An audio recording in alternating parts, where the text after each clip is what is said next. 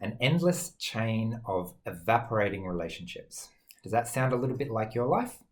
I know a lot of us can relate to that. I know I can, definitely, personally.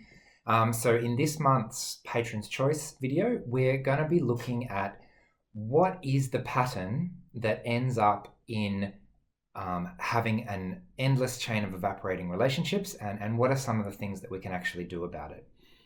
So I know this was a major theme in my life. One of my very first videos that really hit a nerve with people that I was sharing on YouTube was called "Rejection is the Story of My Life." And the analogy that I shared was around needing people and having people so close, and it seems like I'm surrounded, but it's like a school of fish. As soon as I would reach out, they would just evaporate. They would just disappear, and there would be nothing actually there for me to grab onto. No way to actually get support when I needed support. So this phenomenon is something that we see a lot in our community, and I see it a lot in my emotional intelligence and relationship coaching work as well. So let's take a look at what it actually looks like and what we can do about it. So the key word that really hit me with this, and actually this phrase was shared by someone in our Patreon community, and it really, when I heard it, it really hit home, the word evaporating, because it's not like the relationships break down. It's not like, oh, we had a fight and now we don't talk anymore, or there was some issue and we couldn't resolve it. It's more like, hi, yeah, I'm talking to you. I turn my back, I do something else, I look around and you're gone. What happened? Where was this relationship that I've been working so hard to build? So there are a couple of common things that seem to happen.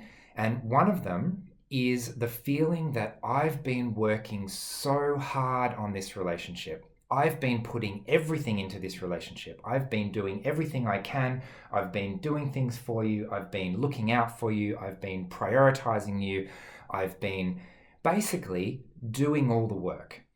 And so when that is not reciprocated, and when I one day actually ask for help and want some of that good work and goodwill to be repaid, and when it's not repaid, that feels like a huge amount of rejection there. And this was part of the video, the rejection is the story of my life. So there's actually, it's not a coincidence that those two things go together. Because in a healthy relationship, you need both people to be committed and working on the relationship, even a friendship. I'm not just talking about romantic relationships here, although it's definitely very valid for romantic relationships as well. So our tendency, and I know this was the case for me, I thought, how do I get friends? How do I make a relationship? I know, I will be a good friend. I will put in time and energy, and I will give and give and give and give, and then the other person will see the value in me because I'm contributing a lot to this relationship, and I'll have a good relationship. No, it doesn't work that way. Maybe you've tried that, maybe you have this personal experience as well, but there is a pattern that we can get into, and I saw this a lot, especially in my friendships, that when I was looking out for the relationship, when I was reaching out and keeping up contact and making sure I was there for the other person, what ended up happening is that the type of relationship we ended up forming was one of exactly that. The type of relationship where I don't ask for help, I give help. The kind of relationship where the other person doesn't get used to providing support for me, they get used to receiving support from me. An analogy might be like, if I'm trying to get my partner to learn how to clean the house, right? I want us to share the housework.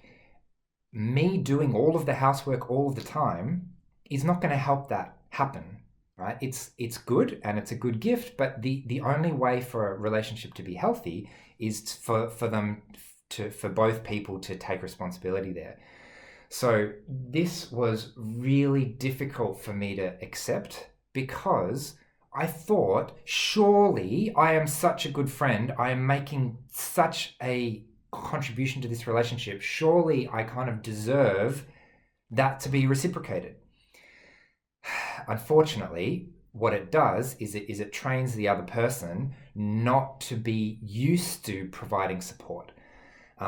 So an analogy for this is like a muscle.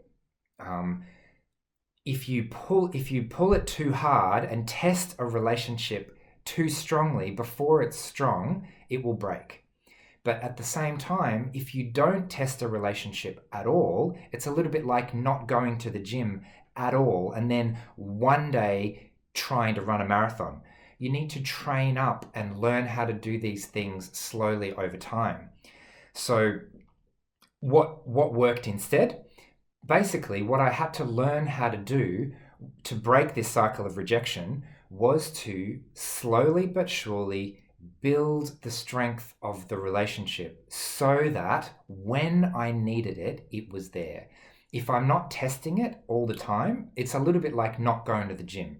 If I go to the gym every day and do a little bit of training, then the one day that I really need it, I'll have that fitness because I've built it up slowly over time. So what does that look like to build up that relationship? It looks like asking for help sometimes in really small things. It looks like asking for favors. It looks like asking for a level of commitment. Maybe do you want to have a coffee every week or something like that? It also looks like if someone does something that I'm not okay with, I have to let them know that it's not okay and that I've been upset or I've been hurt by that or angered by that. And every time I get my friend to understand my needs too and to do something differently to cater for me and care for me in this relationship, that helps next time. I used to think that by accepting whatever the other person did, I am increasing my chances of having a relationship because I'm fully accepting of the other person. Unfortunately, I can't just be fully accepting. You need two people who are in the same relationship there. So I guess the key message here is that a relationship needs constant strengthening.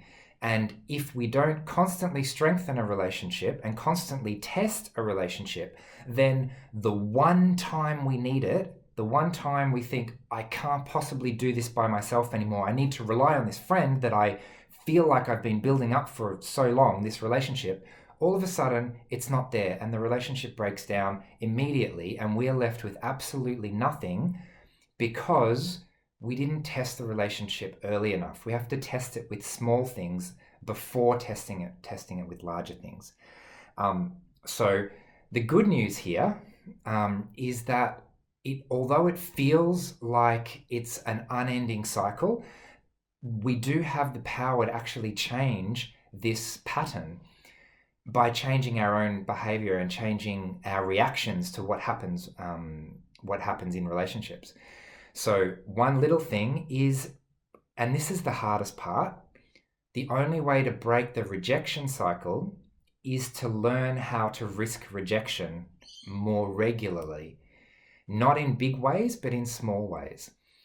And every time we risk a small rejection, we also allow the possibility for the relationship to grow and for the relationship to strengthen.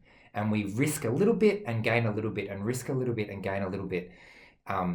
And many small risks are much better than one massive risk. We tend to be pretty black and white, us autistic people, and we tend to not do anything at all and then suddenly go full leaning on the other person mode and I'm going to ask you for absolutely everything, and it often breaks the relationship, which is one of the reasons that so many of us have trouble maintaining relationships, because we tend to be a little bit black and white with those things.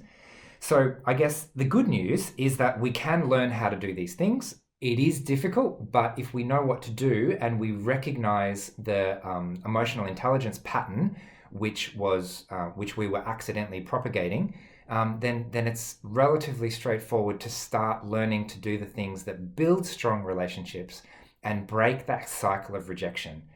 Because the last thing you want is to feel as though you can't do anything about this endless chain of evaporating relationships. So the good news is you can do something about it, and break that cycle of rejection. So I hope I've explained a little bit. The key message of this video is that relationships need strengthening over time and testing in small ways constantly to build up that friendship or build up that relationship. And I think I might leave it there. If you're interested in more emotional intelligence related material, you can see my website of emotionsexplained.com.au. And if you'd like to have your say in next month's Patron's Choice video, then you can become a Cup of Coffee supporter of this channel for less than $1 a week. So I hope that's been helpful.